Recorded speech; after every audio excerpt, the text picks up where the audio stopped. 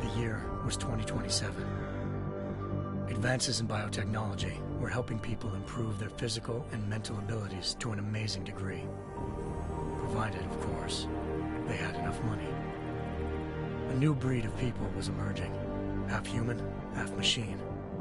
And in Detroit, at least, not everyone was happy to see it. I'd just landed a job as head of security at Sarif Industries, a cutting-edge biotech firm. David Sarif himself handpicked me for the job, said he needed me to keep his people safe. My ex, Megan Reed, was one of them. Brilliant neuroscientist, Megan had found a way to make augmentation safe and affordable for everyone. All she had to do was present her research to Congress. But the night before her big meeting, my security measures failed. A team of Black Op mercenaries stormed into Sarif headquarters, massacring everyone in sight. 3 of the mercs were heavily augmented walking tanks. Their mission? Take out Megan and her team. I tried to stop them, but their leader tossed me through a plate glass wall. Last thing I heard as his bullets slammed into my brain was Megan's dying scream. I should have died with her. Only I didn't. High-end military-grade enhancements saved my life. The best augmentation Sarif's money could buy. It took me half a year to get a feel for her. Should have taken longer. But 6 months into my recovery, Sarif Industries was attacked again. This time, by a radical group of pro-human purists. Violent, militant, and fanatically opposed to human augmentation. They claimed to be members of Humanity Front, a non-profit organization that wanted the UN to limit biotechnology research. The thugs broke into Sarif's factory and found machinists working overtime on a top-secret military augment called the Typhoon. Sarif sent me to retrieve it, and when I did, I found one of the so-called purists next to it, wired with cerebral implants, trying to download its classified specs. Obviously, something more was going on. The AUG killed himself before I could question him. Sarif ordered me to dig deeper, so with the help of Frank Pritchard, Sarif's head of cybersecurity, I did. Turns out a second hacker had been controlling the AUG's actions from somewhere off-site. Pritchard and I tracked his signal to a secret FEMA internment camp in Detroit. The Black Op mercenaries were there. The same mercs who'd left me for dead 6 months before. Figured they'd try again when they saw me. It wasn't so easy for them this time. I took out the tank named Barrett, even got him to give me a new lead. A penthouse apartment in China. Of course, we both knew it would be a trap in the end.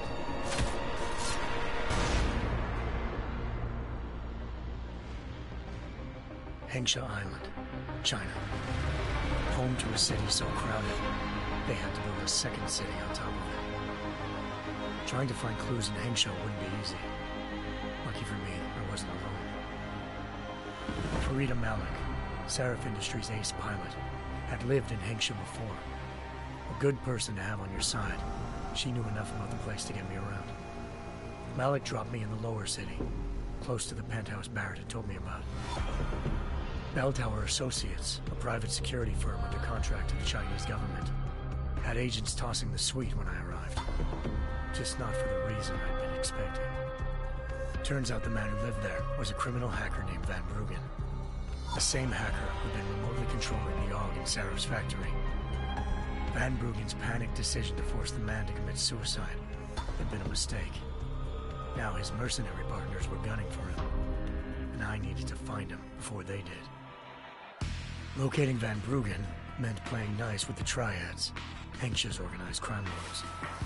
They had the hacker holed up inside a low-rent capsule hotel. By the time I found him, Van Bruggen had no qualms giving up the woman who hired him. Zhao Yunru, president of the Taiyang Medical Corporation. According to Van Bruggen, Zhao wanted to monopolize the augmentation industry and had hired Black Op mercenaries to destabilize her competition. Seraph Industries was at the top of her list. To prove this, I needed to get inside TYM and grab a surveillance hologram off a server. I suspected Van Bruggen was hiding something when he told me this, but nothing could have prepared me for what I saw. Megan wasn't dead. She and her 4 best researchers had been kidnapped, spirited away somewhere while their kidnappers made it look like they were dead. Desperate to learn more, I confronted Zhao in her penthouse. She claimed to be a pawn in a bigger plan, and hinted at a group so powerful it controlled global interests at a whim. Then she slipped into a panic room and hit the alarm, forcing me to make a very quick exit. I figured Zhao was lying, but part of her confession made sense. David Seraph had been worried about his people. So worried, he'd required all of them to have subdermal locator devices surgically implanted.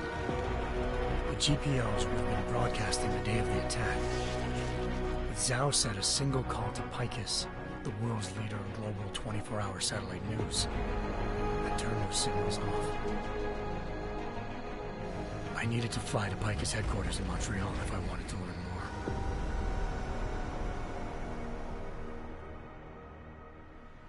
Eliza Cassan, Picus Communications' First Lady of News. Malik thought I was reaching when I told her Eliza was involved in this. The world's most famous news anchor, working with a mercenary hit squad. But when I confronted Cassan in her office, she freely admitted to jamming Detroit's satellites the night Megan's team had been taken. Said she's just been following her commands. I suspected she wanted to say more. But Black Op mercenaries showed up looking to shut us both down. And just like that, the Eliza I'd been talking to disappeared. The Mercs were led by an augmented killer I'd crossed paths with twice before. Fedorova, a woman who'd made silence her best friend. She waited for me to track Eliza's transmission to a secret server room underneath the Picus complex, then jumped me from behind. A deadly fight ensued. I made sure she never moved silently again. With Fedorova down, and no one left to keep Eliza quiet, she reappeared. Turns out Picus's First Lady of News wasn't a lady at all. She was a sophisticated AI program, engineered to monitor data streams and control what people believed. Eliza told me the Mercs had brought in a Humanity Front doctor named Isaiah Sandoval to remove the scientist's implanted tracking devices while Detroit's satellites were down. She also told me to speak to David Seraph if I wanted to learn more. By the time Malik and I got back to Detroit, tensions between normal and augmented citizens had reached a flashpoint. Riots were breaking out in several cities, and the UN was being urged to intervene. Seraph was trying hard to convince Hugh Darrow, the inventor-turned-philanthropist who'd once been a leading proponent of enhancement technologies, to help stop a possible regulatory vote. Seraph had a lot riding on Darrow. Megan's discovery would have given millions of people the chance to evolve beyond their normal human abilities, and at the same time catapulted Seraph Industries to the top of the Fortune 500. According to Seraph, Megan's kidnappers knew this, and didn't want people evolving unless they controlled how it was done. He called his enemies Illuminati, and urged me to keep searching. Determined to do so, I tracked down Sandoval via America's most outspoken augmentation opponent, Bill Taggart, Sandoval's boss and founder of Humanity Front. Sandoval admitted to operating on Megan's team when I confronted him, but said he hadn't removed their GPLs. He'd merely switched them to a different frequency. Pritchard was able to trace one of the signals to China. Malik and I immediately took off in pursuit. Unfortunately, the Illuminati were one step ahead.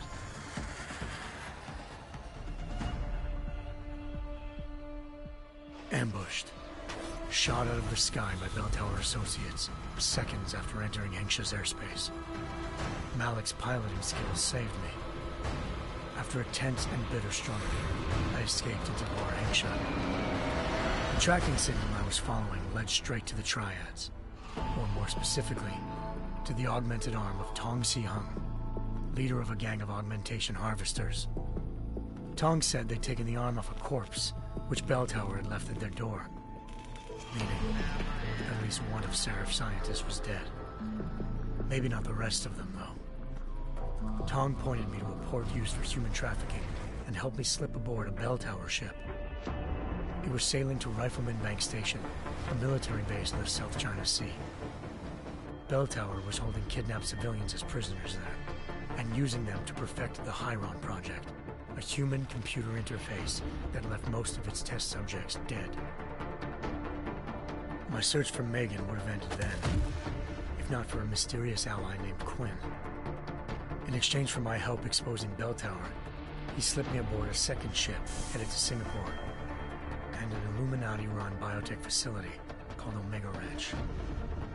3 of Seraph's scientists were there, forced by their captors to create a technology capable of remotely shutting down augmented abilities. Thanks to an emergency recall notice issued by the World Health Organization, millions of people all over the world already had the biochip installed. With the help of the scientists, I tracked Megan to a private section of the ranch. There, I ran into Yaron Namir, the walking tank who'd put a bullet in my brain the first time we met. He'd teamed up with Zhao and was hoping to catch me off guard. Their little ambush didn't work. I found Megan in a suite belonging to Hugh Darrow, the billionaire philanthropist who'd Seraph had called on for help. Darrow had convinced her to go along with the biochip plan by promising to sabotage the tech. As she was explaining this, Darrow appeared in a global broadcast, telling the world that augmentations would be the death of mankind. Then he activated the biochips to prove his point. All over the world, augmented people flew into a killing frenzy. Darrow had betrayed everyone, and it was up to me to set things right. To do it, I had to reach Panchaea, a massive installation in the Arctic Ocean. As I raced through corridors built by an all-augmented workforce, I saw death and destruction firsthand. By the time I shut down Darrow's broadcast, I knew the damage he'd done. Still, humanity's future remained unclear. How would the world react to this sabotage? Would people ever regain their faith in augmentations again?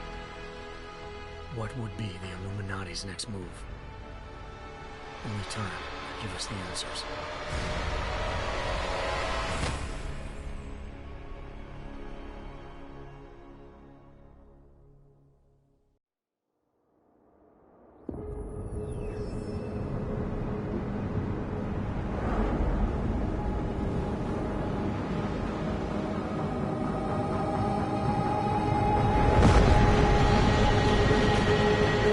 I once thought I could save the world. Now look at it.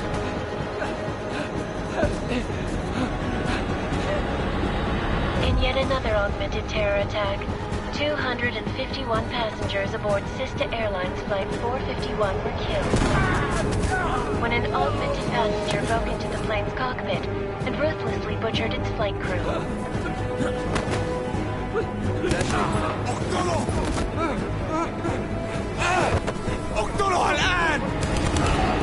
Details recovered from the black box recorder suggest that the man may have been suffering flashbacks to the AUG incident. That horrible day 2 years ago when augmented people all over the world flew into a psychotic killing spree, causing the greatest loss of life in recent history. Sometimes you just have to let go and embrace what you've become. Not gonna go all wonky on us now, Hansa, are ya? Well, if I do, McCready, I guarantee you'll never see it coming. Agent Jensen! Am I gonna have a problem with you? No, sir. No reason to assume you would. Good. Because you are the only augmented operative on this team, and I intend to make good use of you. Listen up, all of you. We got a sandstorm barreling down our arse and we can't afford to make mistakes. We're going after this man, an arms dealer named Shepard. He's ex-Bell Tower, one of the Special Forces commanders who disappeared during the incident. And he's come out of hiding. That cannot be good. It's not. He's selling weapons and military-grade augments to terrorists. This is Aran Singh, the undercover agent who lured Shepard out of his hole. Best you see Interpol's got. For 3 years he's worked hard to get in tight with the Jinn, an Iraqi smuggling cartel that's infected the Eastern Hemisphere like a plague. Last week, our arms dealer sent a message to the Jinn, offering to sell them a shitload of black market merchandise dirt cheap. They told Singh to handle the buy. They're not gonna like it when Interpol disrupts their party. Singh's cover really that good? It is right now. We need to keep it that way. This is where the deal's going down. A half-finished high-rise hotel that's been abandoned ever since the incident. It's not a pretty picture inside. Let me guess. Most of the laborers were augmented with heavy-duty industrial rigs. So when the incident hit, and they all went schizo, things got gruesome real fast. And no one, except for some homeless junkies, have been inside the place ever since. So what's the plan, Director? Singh's meeting Shepard on the ground floor, inside the hotel's main atrium. He sent the bulk of his Jinn crew to the penthouse levels to secure a vantage point. I want McCready's team to take up positions overlooking the atrium and make the arrest. Jensen, you're going in solo from the roof. My objectives? Keep the Jinn from joining the party. As far as we can tell, only one route connects the atrium to the penthouse level, a halfway decent elevator shaft. Here. I want you to block access to it. Fine. Just cut me loose. Do you plan on relying solely on your augments for this one? I'd recommend taking a little hardware, just to be sure.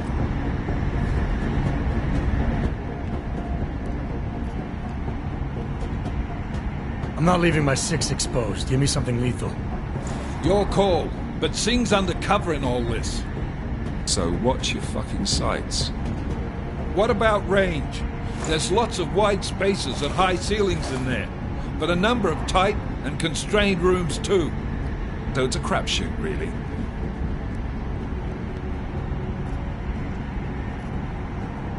Well, I'm not looking to play dice with anyone in there. Give me something with distance. Your call.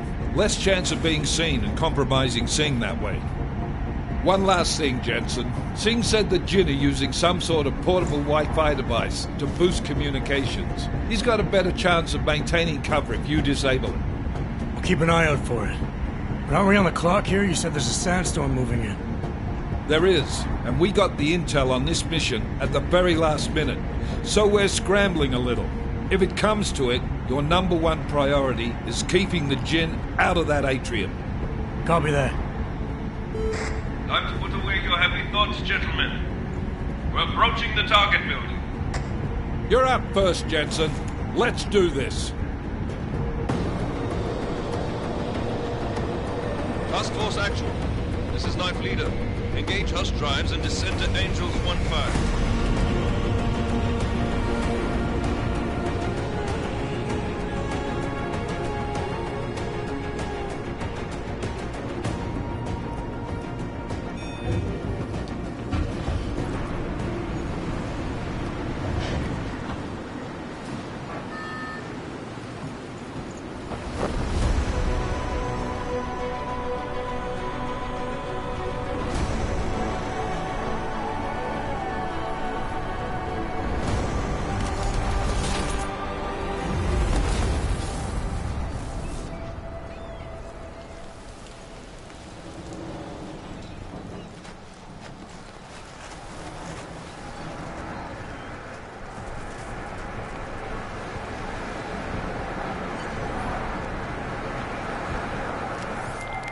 Team leader, this is Jensen. I'm on the roof.